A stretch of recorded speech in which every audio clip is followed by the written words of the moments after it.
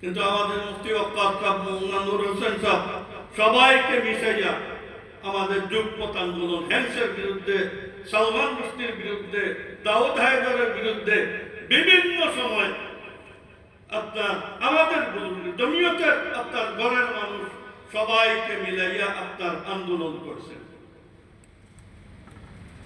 আজকে কালকে গতকালকে জন্ম হইল, আর আজকে জমিয়ত আপনার ঐক্যের মধ্যে বাধা।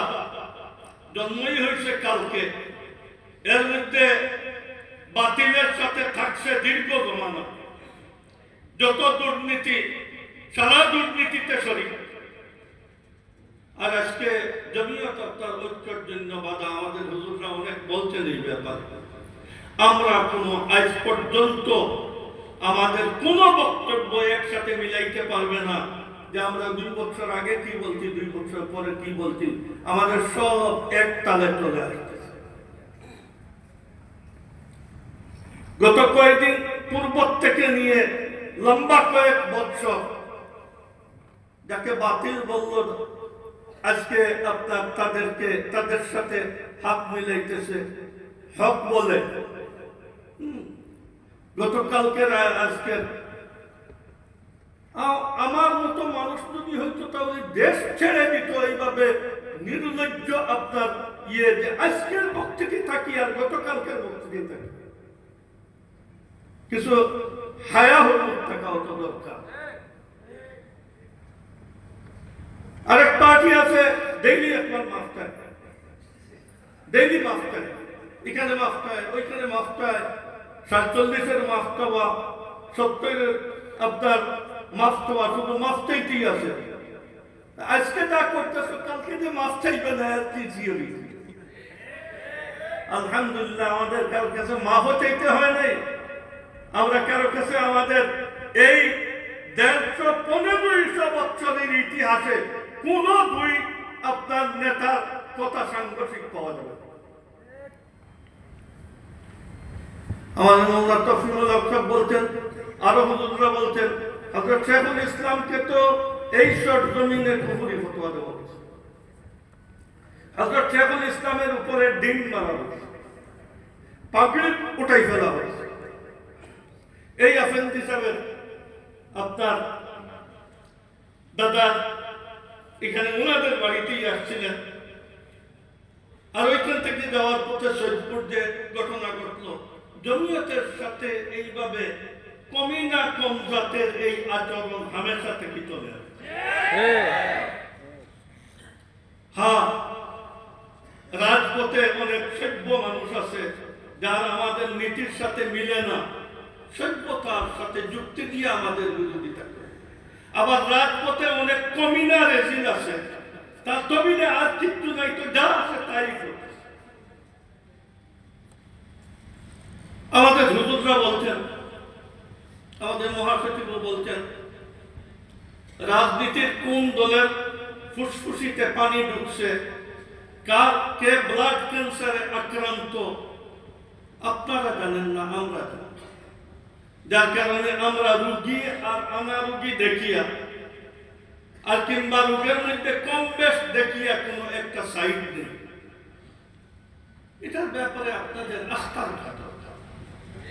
উপস্থিত কোন জিনিসে সাথে সাথে কোনো সিদ্ধান্ত নিয়ে নেওয়া আর নিজের নেতাকে এত বেওকুফ মনে করা যে আমরা যা বুঝতেছি ওনারা তা বুঝতেছে, এই জন্য পার্টি করার তো দরকার নেই। যার আপনার ইমামের উপরে আস্থা থাকে।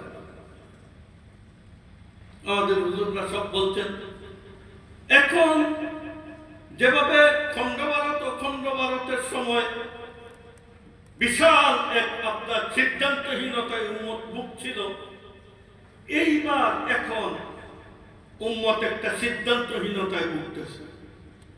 এখানে চতুর্দিক থেকে আপনার বিভিন্ন কোম্পানির ডিলাররা আসতেছে এখানে পানি ঘোলাটে করার জন্য। আলহামদুলিল্লাহ আমাদের অতীতের তজরবা আছে, আমরা কারো দুঃখায় কোনোদিন পড়ি না। আর আমরা বাজারের মানুষের নারায় তকবীরের উপরে চলি না। কে আমাদের কে বাহবা দিতেছে কে দিতেছে না, আমরা নিজস্ব বিবেকের উপরে চলি। আপনার পছন্দ হইতেছে কিনা এইগুলা আমাদের কোনো ব্যাপার না। আমরা যদি এইভাবে রাস্তার মানুষের রেজা আর সন্তুষ্টি লাভের জন্য করতাম, তাহলে আমরা এইভাবে রাস্তায় রাস্তায় মাছ খাইতাম তৈরি করব। আমি এই কথাটা বলতে চাই, এক দেশে জাতীয় সংঘের কোন অফিস হওয়ার অর্থ হইল এই দেশের কোন নিরাপত্তা নাই, আইন নাই, যেভাবে আফ্রিকায় মেলা দেশের মধ্যে আছে। আর জাতীয় সংঘে যেখানে কাতলে আম হইতেছে, মানুষের জানমালের, মসজিদ মাদ্রাসার নিরাপত্তা নাই, এখানে প্রয়োজন মনে করলো না। বাংলাদেশে কেন প্রয়োজন মনে করে? আসলে জাতীয় সংঘে প্রয়োজন মনে করতেছে না। আমাদের এখানে তার কোন লোক বসাইয়া রাখছে যে তুমি আমাদেরকে ওইখানে বসার জন্য একটা বিল্ডিং তৈরি করে দাও। ইনারা এই দাওয়াত দিয়ে ওদেরকে আনতেছে।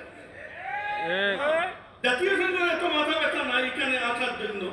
এরা ব্যক্ত সারা পৃথিবীতে কত জায়গায় আপনার কোন ধরনের নিয়ন্ত্রণ নাই, কিচ্ছু নাই, তারা ব্যক্ত। জাতীয় সংঘ একটা ব্যক্ত সংস্থান না। আমাদের এরা ডাকিয়া দাওয়াত দিয়ে এদেরকে এখানে আনছে, হামেশার জন্য একটা টিউমার এখানে রাখবে। আর এই দেশের কোন সরকারও আপনার শান্তিতে বসবাস করতে পারবে না এই টিউমারের। যদি জাতীয় সংঘের এখানে যে সিদ্ধান্ত হয়েছে উপদেষ্টাদের এখানে তার অফিস হবে, এই অফিস হয়, তাহলে 15-16 বছরে আওয়ামী লীগে যত দুর্নীতি করছে আর এই দেশকে যেভাবে নষ্ট করছে, এই উপদেষ্টারা জাতীয় সংঘের এই শাখা এখানে খুলিয়া এর থেকে বেশি এই দেশকে ক্ষতিগ্রস্ত করে। কারো কোনো স্বাধীনতা থাকবে না, তাদের মতো চালাবে। এই দেশের সরকারও চলতে পারবে না, গলায় বসে যাবে আপনার টান। যার কারণে এই যে ঘটনা ঘটলো গতকালকে, যেটা ভাইরাল হইল, আপনারা বলতেছেন, আমার তো এক সন্দেহ হইতেছে আওয়ামী লীগে এইসব করত। আওয়ামী লীগে বড় ক্ষতির এক জিনিস করে, তো মানুষকে থামানোর জন্য বড় এক ঘটনা ঘটাইয়া ওই দিকে মানুষের স্রোত দিয়ে দেয়। এখন হুজুররা সবাই জাতীয় সংঘের এটার ব্যাপারে বিরোধিতা করতেছেন। আমার তো দিমাগে আসতেছে এই দেশের এই ধরনের সংস্কৃতি আছে, এই উপদেষ্টারা এই কাজটা করাইছে কিনা, যে মানুষ সব এই দিকে চলে যায় আর জাতীয় সংঘ নিয়ে যেন কোনো আলাপ টালাপ না করে। অনেক কথা হয়েছে, নামাজের টাইম অনেক চলে গেছে। আপনারা যারা এই বিভাগে বিভাগে যুব জমিয়তের সম্মিলন করতেছেন, আল্লাহ তাআলা আপনাদেরকে জাযায়ে খায়ের দেন। খুব সুন্দর প্রোগ্রাম। আমাদের হুজুররা আগে বলছেন, যতদিন আপনারা জনসাধারণের পার্টি বানাবেন না, যতদিন আপনারা প্রত্যেক এলাকায় আপনার বনিয়া নিজের সদস্য বানানো, ভোটার কালেকশনের যদি কাজ না করেন, তাহলে মিটিংয়ে আর সুন্দর সুন্দর প্রোগ্রামে এইসবের কাজ চলবে। প্রত্যেক নিজ এলাকায় শক্তিশালী হওয়ার জন্য চেষ্টা করতে হবে। এখানে যে প্রোগ্রাম দেওয়া হইল, আপনাদের সাধারণ সম্পাদক ঘোষণা দিলেন 3 মাসের ভিতরে সব উপজেলা আর 6 মাসের ভিতরে সব ইউনিয়নের কমিটি করা। আমি বলবো আপনাদের দায়িত্বশীলদেরকে যে আপনারা টেলিফোন করে সব জায়গায় তাকিদ দিতে থাকবেন, আর 3 মাস পরে তারিখ ঠিক করবেন যে এত তারিখের ভিতরে সারা থানার আপনার রিপোর্ট পেশ করবেন, আর 6 মাসের মাথায় তারিখ ঠিক করেন যে ইউনিয়নের আপনার রিপোর্ট পেশ করবেন।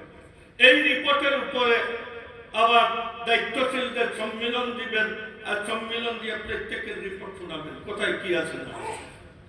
এই আপনার প্রসেসে যদি কাজ করেন তাহলে ইনশাআল্লাহ কাজ উঠবে। মহাসভার ব্যবস্থা করেন, তারিখ ঠিক করিয়া ইউনিয়নের আর থানার রিপোর্ট আপনারা সংগ্রহ করেন। আল্লাহ তাআলা আপনাদেরকে জাযায়ে খায়ের দেন।